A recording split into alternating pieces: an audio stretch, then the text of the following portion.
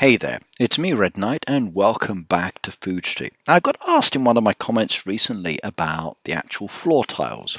Now I like the floor tiles, they are one aspect of the game that actually allow us to decorate our restaurants and to be a lot more creative.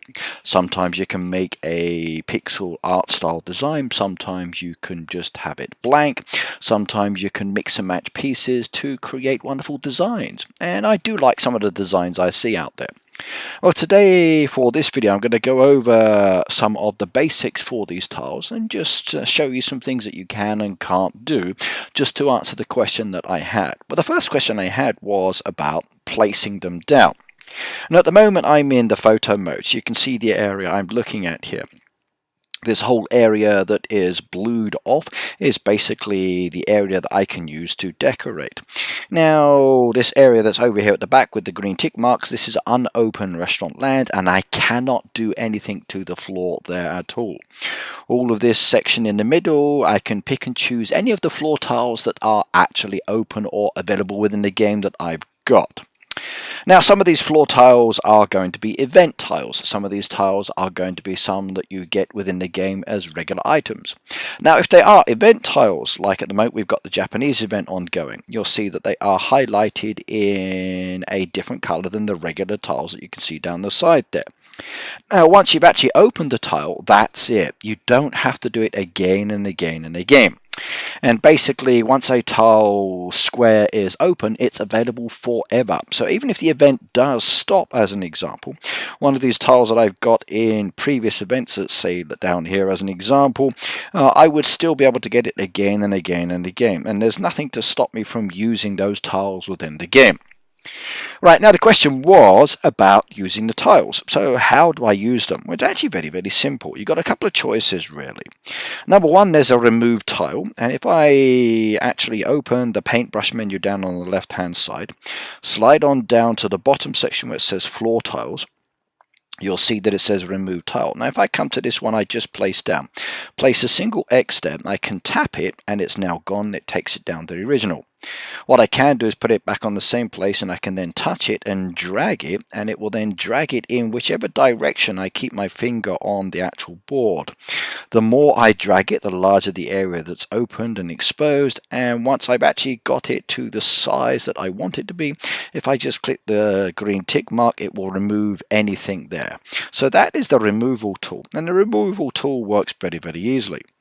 Now if you want to, what you can do is do diagonals. Now you can actually go like tap, move it, tap, move it, tap, move it. But it's actually very, very easy just to tap the first one and then it goes in the second direction you want it to go, and then you just keep tapping again and again and again, and it will actually remove a whole line of diagonals that you want to go. If you wanted to remove many lines, you just take the whole line like that, take it away, take the whole line maybe a little bit less and good, make it longer, for example, like that one, or maybe shorter, as an example, like that one. If you want to come down a different direction, same situation. So the removal tool is very good for opening up a nice template. Now if you're doing, let's just say, the glitching, it's actually a good idea to, as an example, when you're glitching, to cover the square that you want to be blending into, like I've just done there, and that will then allow you to play the pieces down in that same spot again and again and again, like I've done with these trees and bushes over here where I have many decorations within the same location, like that one there.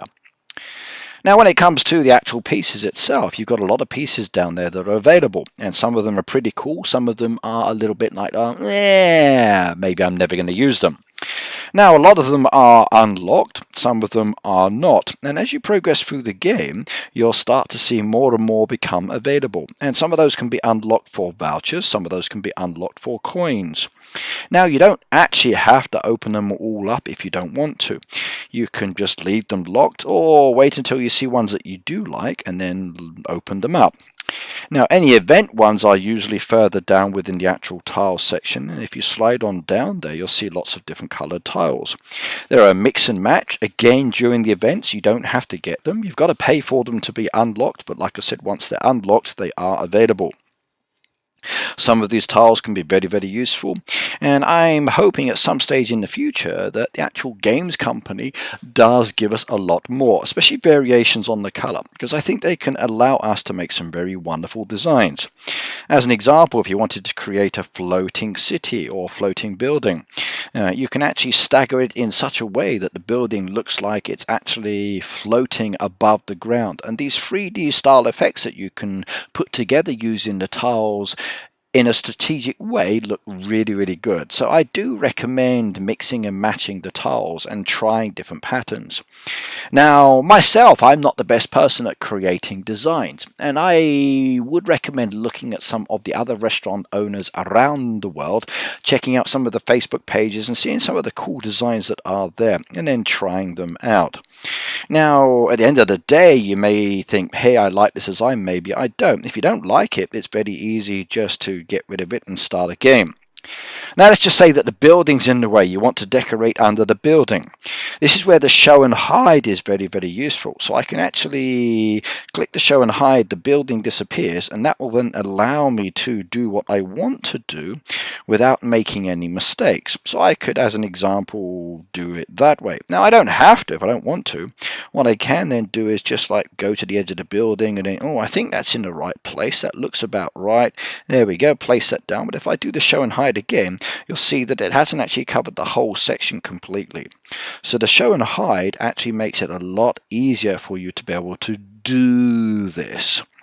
Now, if you want to keep a design, remember to actually save it, move it over to, let's say, one of the other layouts, and then tweak it that way. If you make a mistake and it goes completely wrong, at least you've got a temporary design that you can bring back without actually ruining or losing a design completely. Now, like I said, you've got the option to do different things.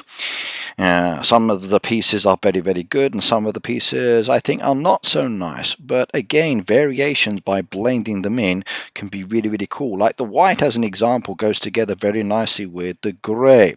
If you want to make a nice deep effect there, then why not do so? By putting a few of these pieces together, you end up with a kind of like a stepped fill where it's going down into it as well. And if I were to do the same kind of thing, let's just say with red around the outside, and then cover that whole section, and then do the same thing by changing the carpet with a different shade of red, maybe not so deep, a double barrier this time. See, again, very nice patterns. Like I said, mix and match. Now the question was, do I have to delete it, or can I just do over the top? Well, as you can see here, I can do over the top very easy. If I wanted to, I can delete it as per the question I've got, and then once I've deleted it, then I can just replace it and change the tiles many times. Now, the only aggravating thing is you've got to keep sliding down to find the tiles that you want, but once you get used to knowing those locations, it is actually very easy to do. Now, if you want to add in any buildings or you want to change the design, you need to click on one of the other tabs and then the tick mark disappears. If you want to see what the whole design looks like without actually breaking the design or something you want to zoom out, you've got the show and hide, but that limits the viewing space. So what you can do is bring a piece out like this and then maybe move the design around a little bit to make it a lot easier. Again, if you want to do the whole view to see what it looks like, come in with the photo image like this and then bring it out completely so you can actually see what it looks like. Now, I'm not really sure what my design is kind of coming up with there. Looks a little bit strange and weird, but oh well, let's see what I can create by mixing and matching pieces together. Now, it's the Japan theme at the moment. I might create my samurai again, or maybe I might go with some other beautiful designs and dishes like some of my friends. In fact, let me just go and show you a design that one of my friends is working on at the moment. So if I come down to my actual roadside shop, we're going to click on Starly. She needs some help at the moment if you haven't already done so. She uses a mix of actual path pieces and also decoration together, and look at the design that she's created there. Like I said, you can be so creative with these designs. So use the path pieces wisely, blend them in with your regular decoration, mix and match them, move them around, and then go with that wonderful design. I kind of like the rivers, I like the 3D style effects that are created sometimes, and I love something that looks like this, a beautiful Japanese gentleman there serving up some raw fish. Yummy, yummy, yummy. Okay, well, that's me, Red Knight, signing off. I think you've got a basic idea now what you need to do with path pieces and how they work. If you've got any questions on how to use them, or you want some more advice on different aspects of the game, let me know and I will make a video to cover that for you. But in the meantime, don't forget to subscribe to my channel and click the bell notification, and I will see you in my next live stream or in one of my other videos. Goodbye now and happy designing. See y'all.